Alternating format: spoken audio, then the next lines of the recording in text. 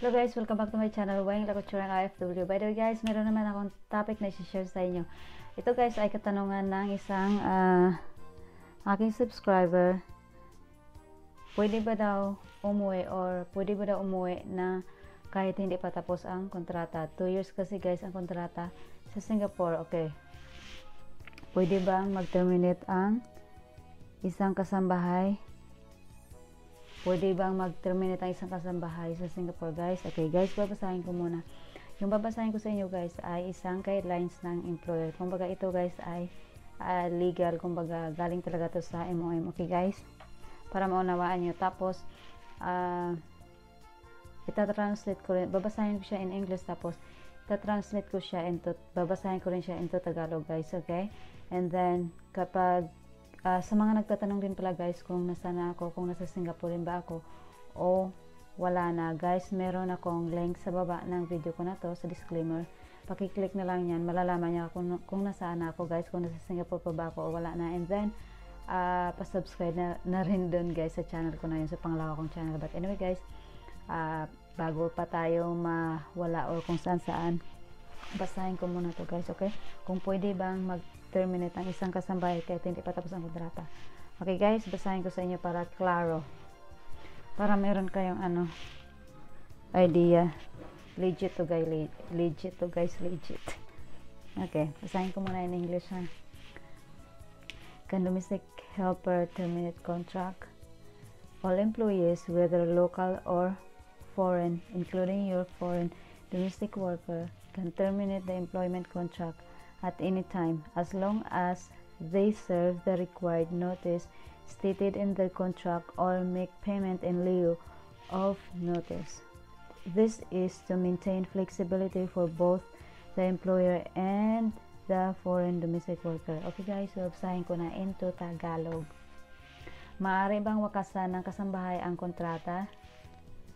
Lahat ng empleyado, local man o dayuhan, kabilang ang iyong dayuhang domestic worker, ay maaaring wakasan ang kontrata sa pagtatrabaho anumang oras. Anytime ha, anytime.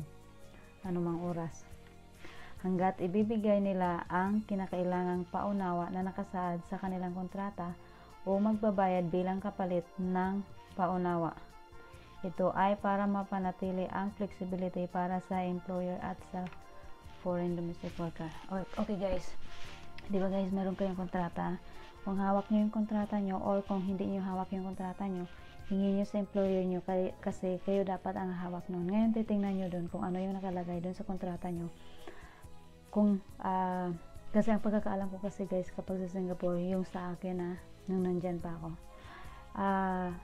nakalagay dun na kailangan mong bigay ng palugit or kailangan mo magsulat ng termination letter.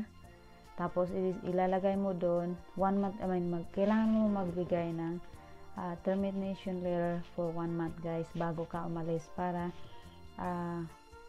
makahanap ng kapalit yung amo mo. Basta guys, 1 month ang palugit. Yun yung sa Singapore contract Pero hindi ko alam ngayon kung nagbago na ba or what. Pero tingnan mo yung kontrata mo. Tapos guys, para yung amo mo ang magbabayad pa rin ng airplane ticket mo pabalik sa Pinas kung gusto mong i-terminate yung kontrata mo guys. Kasi legal yon sa MOM kasi nagbigay ka ng termination letter sa kanila. Okay guys? Kaya doon sa nagtanong sa akin kay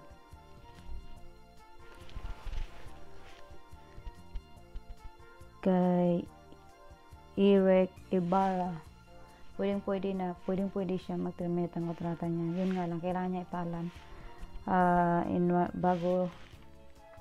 bago niya i-terminate yung kontrata niya. Kailangan niya magsulat ng termination letter in 1 month. Okay guys, kapag meron pa kayong mga katanungan, sana nasagot ko yung katanungan mo sa nagtanong. Tapos kapag meron pa kayong mga katanungan guys, just comment below. And kapag meron naman kayo mga friends na gusto mag-apply sa Singapore, pwede kayo guys mag-message sa akin sa WhatsApp. Yung mga gusto mag-apply guys para mapasahan ko kayo ng biodata na pang DH.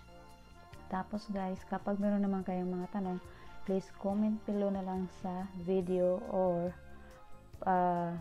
sa mga playlist ko dyan, panoorin nyo baka yung mga katanungan nyo ay nasagot ko na at nagawan ko na ng video guys.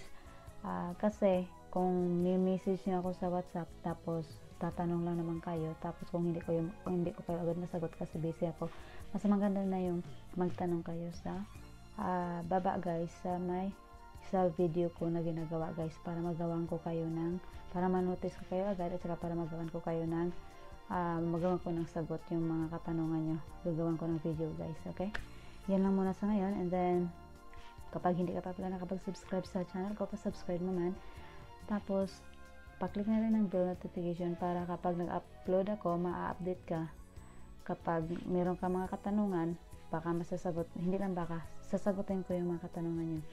Okay guys, yun lang muna sa ngayon, and then sa mga nagtatanong pala guys, kung nasaan ako, nandyan sa baba yung link ng another channel ko guys. Okay guys, see you, bye bye, thanks.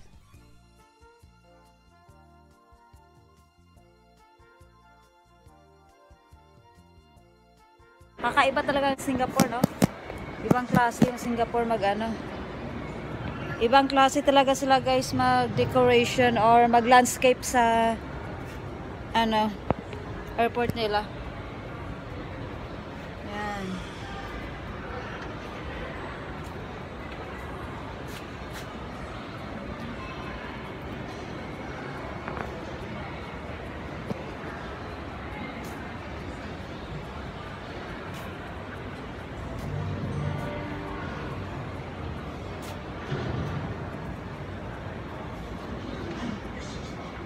Oh, diba?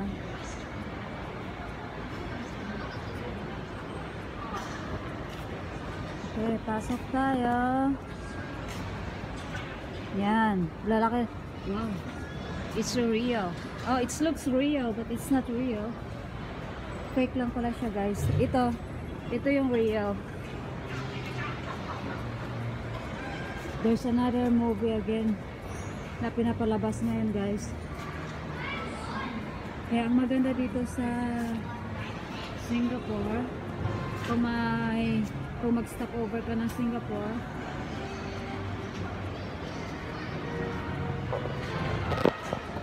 ang maganda dito guys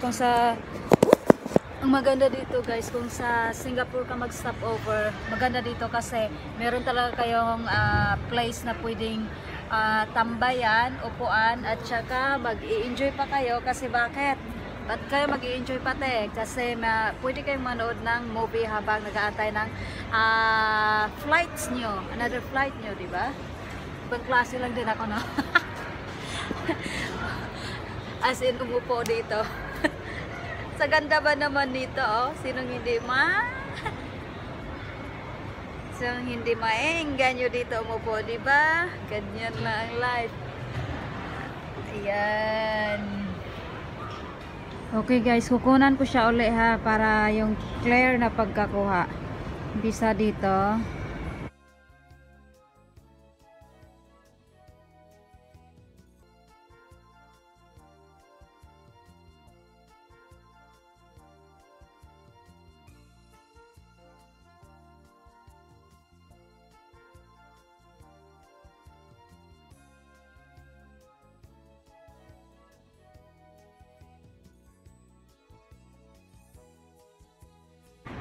Hi guys, finally na-open ko na yung bike ko kasi nung nakaraang araw, nung bumalik ako dito, hindi ko mabuksan yung bike ko. Kahit anong pilit kong buksan or i-unlock yung padlock, hindi ko talaga siya mabuksan. Pero ngayon guys, finally, nabuksan ko na. Kaya pwede na akong umuwi, pwede ko na iuwi yung bike ko guys. Galing ako kanina sa Changi Airport. Tapos, bumaba ako ng Expo. Tapos sinry ko, nabuksan ulit yung bike ko guys. Nabuksan ko, yay! And then ngayon magbabike na ako papunta sa amin guys. Dito ako ngayon sa Expo. Ito yung makikita mo. Malaking fair price. Andun, building na Capre ang tawag. Ang name niya ay Capre by Fraser Hotel Residences. Capre talaga. Safe ba dito sa Singapore magbike pag gabi or kahit gabi na gumala guys? Yes, safe na safe. Anyway guys, magsa-cycling muna ako ha. Guys, pag gabi dito sa Expo, ganito ang itsura. Yan, nagla-lights on. May lights. May lights sila. Yan. Tsaka doon sa kabila. MRT yan, MRT. Yung bilog na yan na parang payong guys, MRT station yan dyan banda. Anyway.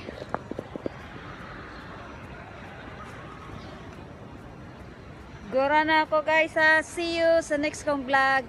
And by the way, don't forget to subscribe my channel guys and share. See you. Bye bye.